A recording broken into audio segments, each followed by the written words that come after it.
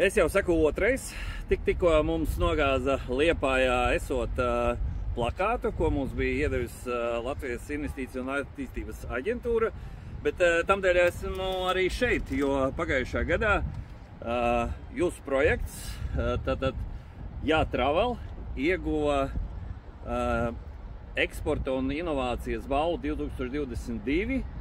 Un, un tas jautājums tev, Agita Kurzeme, un arī, saprotu, tavs kompanjons ir Jānis Kurzeme. Jānis Freimanis. Jānis Freimanis, ok, atvainojos. Kur es rītā sasveicinu, bet viņš teica tikai Jānis. Es vienkārši sazīmēju, domāju, ka visi Kurzemē ir kurzemnieki. Latvijai ir apmēram 400 vairāk kilometru gara Baltijas jūras robeža ar jūru. Un šis produkts ir kļuvis inovatīvs un eksportspējīgs. Tad varbūt pastāsti, kā tu nonāci līdz šai idejai, vispār līdz kuģim. Jā. Kā tas viss sākās? Sākās ar mūsu, es varētu pat teikt, foršo pandēmiju, kas lika mazliet paskatīties uz lietām savādāk, un manā gadījumā ļoti veiksmīgi tas salikās, jo es atgriezos atpakaļ savā pilsētā Liepāja, manā dzimtajā pilsētā no Rīgas, un nomainīju aviācijas kuģus pēc īstiem kuģiem. Un šeit, mājās esot, es redzēju tās iespējas, kad mūsu piekraste netiek pietiekami izmantota priekš turismu vajadzībām, un tā ir ļoti gara, kā tu jau minēji, un Liepājā mums jau jūra ir jau numur 1, kas ir turisma, teiksim, viens no objektiem. Un šīs aktivitātes uz turismu 3 gadus atpakaļ pietrūka, un viss notika ļoti dabīgi, bez nekādiem biznesa plāniem, bez nekādām lielām investīcijām. Mēs vienkārši sākām burāt ar savu jahtiņu. Burājām ar jahtiņu un piedāvājām cilvēkiem arī burāt, iepazīstinājām ar to dzīvesveidu un stāstījām, ka tas jau nav nemaz tik dārgi. Un tajā laikā mēs bijām vienīgā ģimene, kurai bija jahta Liepājā, un tagad jau ir 3 ģimenes, tā kā ir jau arī tādi sasniegumi. Bet šis taču ir kuģis. Bet, kā līdz kuģim? Tad Jānis ir piekrastes zvejnieks. Un mūsu aģentūra Travel ir ģimenes tāds mazs uzņēmums. Mēs visu daram paši, divatā, bez komandas, un paši burājam, paši zvejojam, un Jānis ir kapteinis arī, un tad mans uzdevums atkal ir to visu ieģērbt un sakārtot tā, lai tas ir atkal garšīgi un interesanti un izglītojoši un visādi citādi saistoši atkal klientiem un turistiem.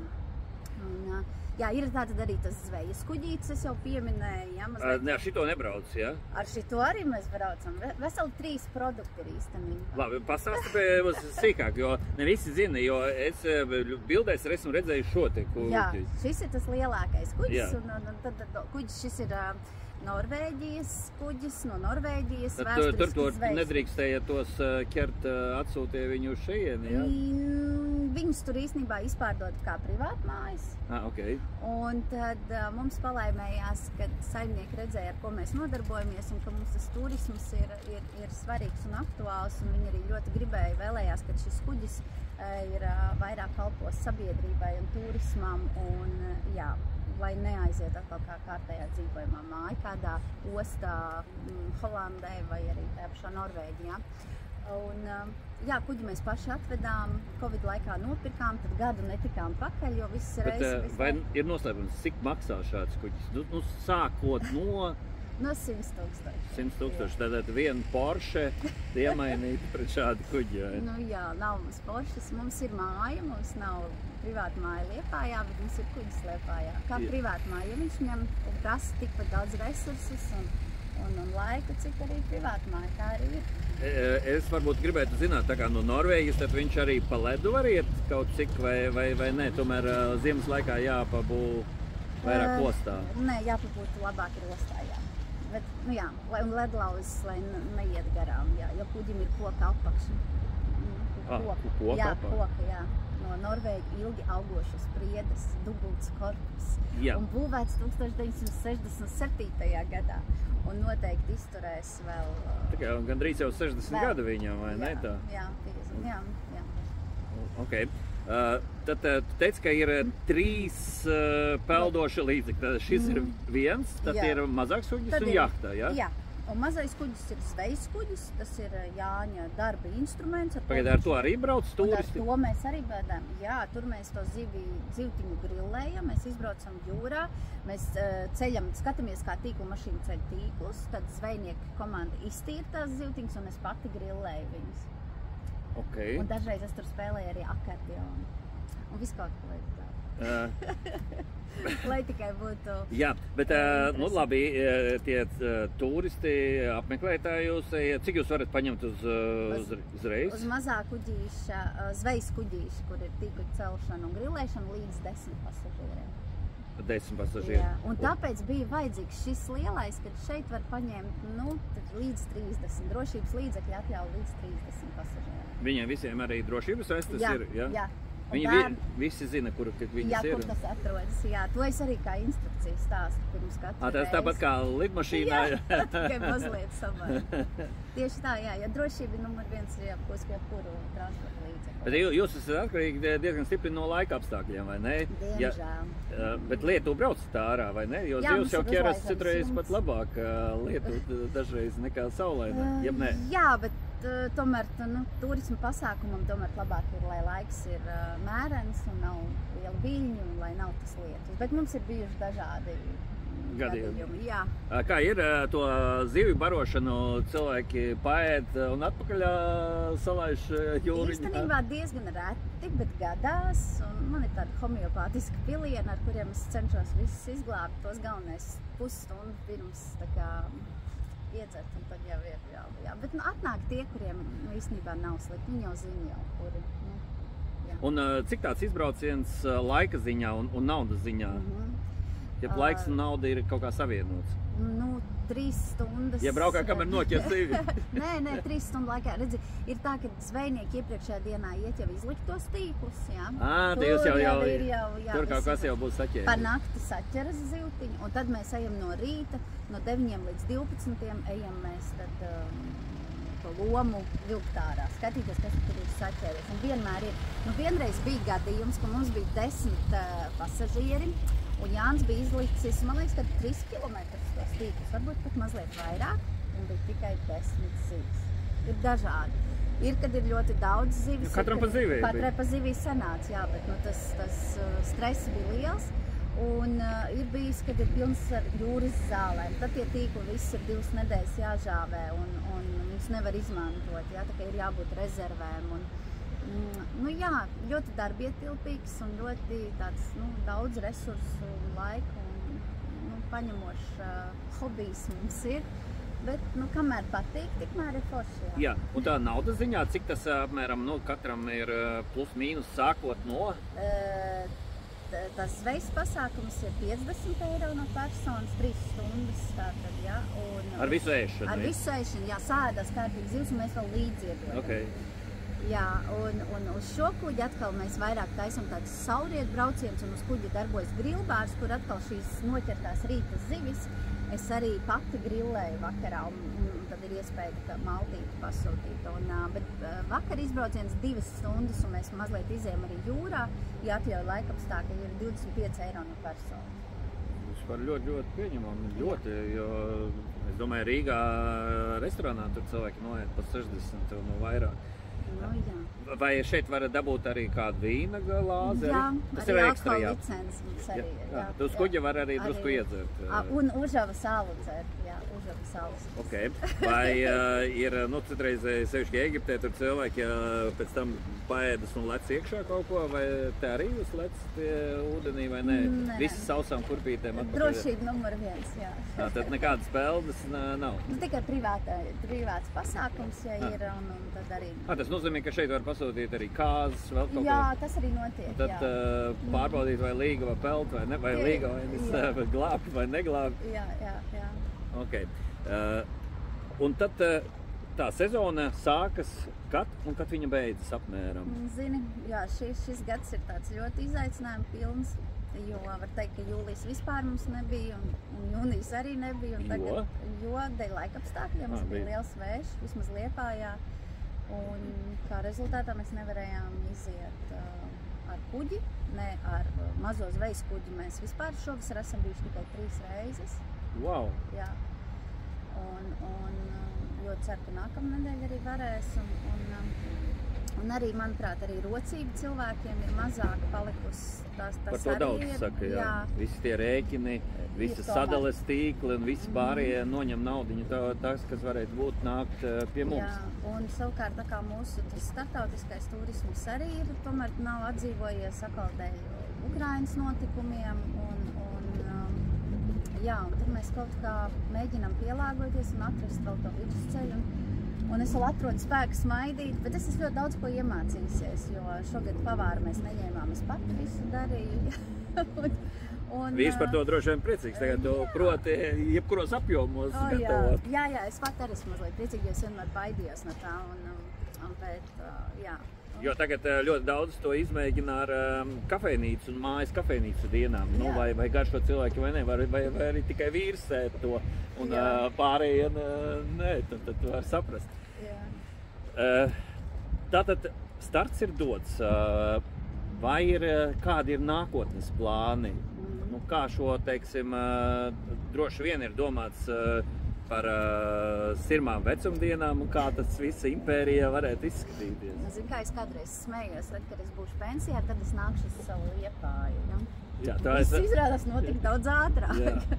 Un īstenībā, ja tā padomā, tad jau mēs esam laimīgi esot šeit mājās un darot to, kas jau ir.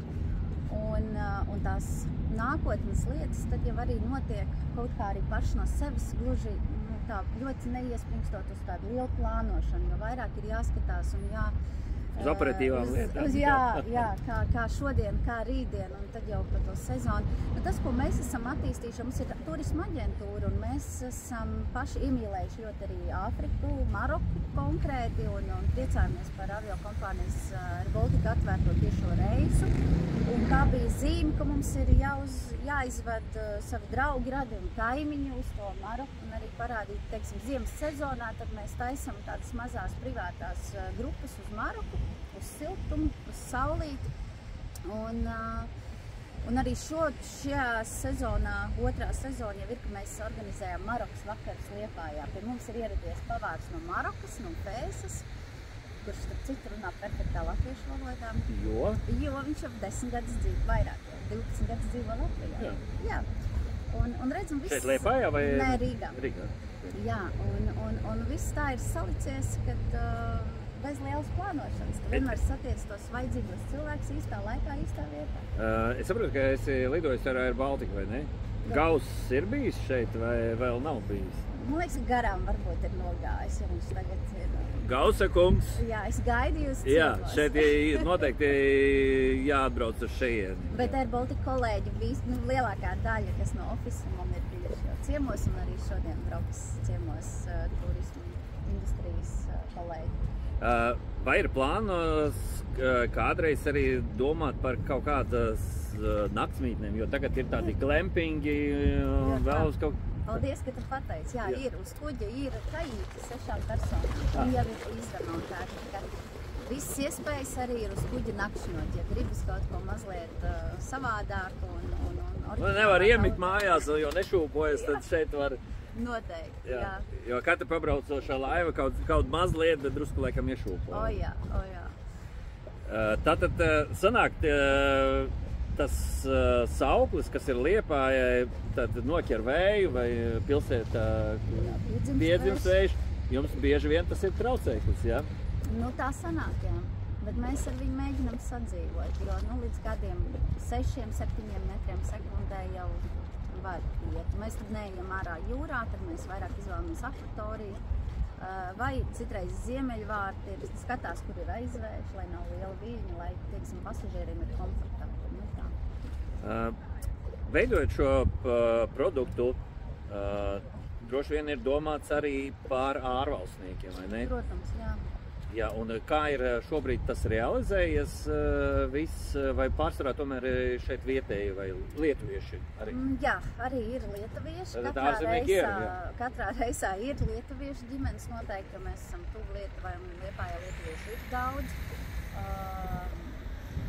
Šogad ir bijuši no Gandrīz, jā, visas Eiropas valsts ir pārstāvētas, bet ļoti maz. Man gribētos vairāk redzēt skandināvus, bet mēs paši arī pie tā strādājam, lai viņi te iegrieztos un atbrauktu, bet, kā jau es minēju, ir daudz dažādi globālie faktori, kas tomēr to ietekmē, un mēs viņus tik bieži, diemžēl, neredzam. Un, jā, šis kuģis bija vairāk domāts tieši uz grupām, kad mēs vairāk tādus korporatīvos pasākumus, bet arī uzņēmējiem nav tie zaļākie laiki vai teiksim, tās iespējas un rocības tik daudz. Un tad, jā, tad mēģinam atrast to vidusceļu, kā visu laiku notiek tāda balansēšana. Kāpēc tu domā, vai tev ir saprašana, kāpēc citās ārpus Liepājas nav šādu produktu? Mums ir tik gara līnija, jā, ir kaut kur parādās, bet tas ir tik īslaicīgi, tev jau ir tomēr 3 gadi, vai ne? Tad, esot pie jūras, kādreiz Valdemārs teica, ka mums jābrauc latviešiem jūriņā, mēs kaut kā tā visu laiku ar to krastu skraidām, ceļam mājas, mēģinam to kāpu zonu un visu pārējo apbūvēt, bet tā jūriņā šoki dodamies. Droši vien, ka pirmkārt jau visi zvejnieki tomēr tiek, kapteinis ir vajadzīgs, zvejnieks ir vajadzīgs, lai dotos tā jūriņā, vai ne? Un nav jau viņi tik daudz. Tas nozīmē, ka tur baigi jāmācās, jā? Arī jā, mums ir Liepāja jūras skola. Bet es visu laiku skatījos uz tiem lauksaimniekiem.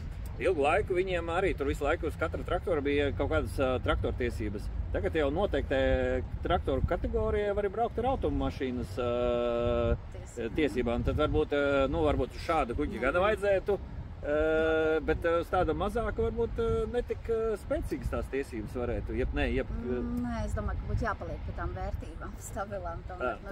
Jo tomēr tos pasažierus uz traktoru jau nevienu pasažieri nevet, vai ne?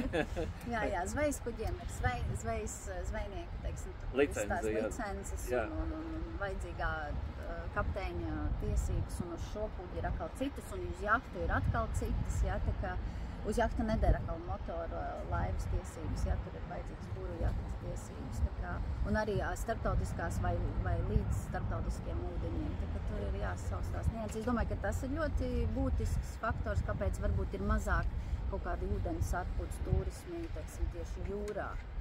Jo pa ezeriem un iekšējiem tur ir attīstīts ļoti labi. Un varbūt ar daudz nevajag, lai paliek tā, ka... ekskluzīvi. Tad varēs katru gadu saņemt balvu. Vienkārši konkurēt nav un katreiz saņem atkal balvu. Jā, jo nav viegli. Tiešām ir tas darbs un tā ideja ir ļoti jāmīl un jādeg par to. Un es jau teicu, es turos.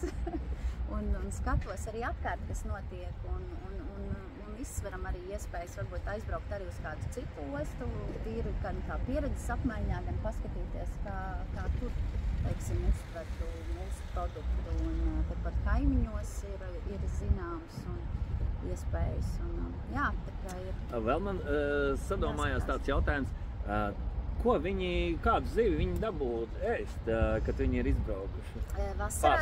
Pārsvarā ir asaris, jūras asaris. Garšīgi zivs. Ļoti, jā, lielas, sulīgi tādi. Mazliet sarkani, jā, tāda. Mazāk sarkani, balti vairāk. Vairāk balti, jā, norvēģīgs tur tas sarkani. Tāpat kā mūsu laši ir bāli.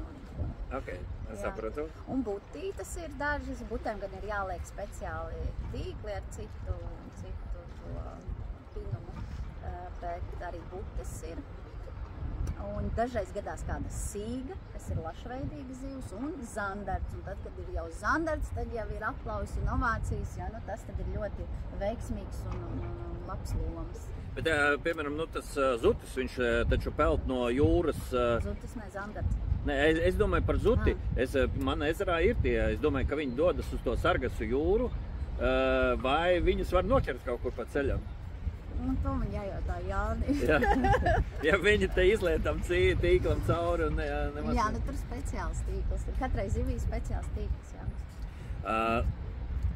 Kā tev nāca tā, kāda tev tagad ir atziņa, lai novinētu šo balvu? Kas ir vajadzīgs? Teiksim, tagad droši vien skatās citi, kuri kandidēs šogad, cīnīsies par šo balvas iegūšanu, teiksim, ko tu ieteiktu viņiem un kam pievērst uzmanību? Kas liekas pie tevīm nostrādāja? Droši vien būt īstiem, patiesiem, tā kā arī ir. Neko daudz nesamākslot, vai nevis nesamākslot, bet varbūt kaut kā dažreiz pārcenšās varbūt, bet vairāk būt tādiem cilvēciski, tādiem dabīgiem. Un ja deg un par to savu ideju un par savu produktu un darbu, tad jau arī tā žūrija un skatītājs, mēs ieguvam skatītājs simpātiju arī, un tas noteikti, tad to arī pamana, tas nepaliek nenovērtēts, jā, tas ir viennozīmīgi. Un ja tagad kāds sagrib atbraukt uz Liepāju, kur vislabāk jūs sameklēt mājaslapā, Facebook lapā, kur jums ir vislielākā atsaucība? Jebkur, kur telefons ir, tur jāzvana? Jā, gan Instagrams, gan Facebooks, gan mājaslapa, gan mums ir labs atbalsts Liepājas turismu informācijas birojas, mums ir Liepājas kalendārs, kurā mēs mazie uzņēmēji varam salikt arī savus pasākumus un aktivitātes.